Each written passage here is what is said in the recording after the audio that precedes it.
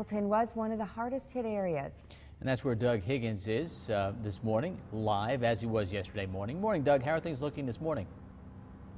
Morning, Pete and Rachel. Well, it looks like the homeowners were actually really busy yesterday because this is a kind of a typical scene. I'm only about 1 block away from that Northland Mall that we were talking about. I'm on Wheeland Avenue, and you can see the brush piled up from the tornado damage that happened yesterday. Now, the good news about this area that I'm standing in right now, the street lights are on, but that wasn't the case when I was driving into work. I decided to take Ballard Road and tried to get off on Northland Avenue, and it was dark as could be. No lights were on. We had all of the intersections had stop signs at them, but they were so dark that the posted speed limit of 45 miles an hour was way too fast to go.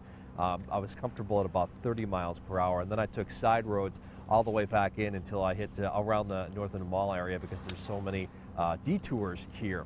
Now the good news is that crews were working overnight trying to restore power.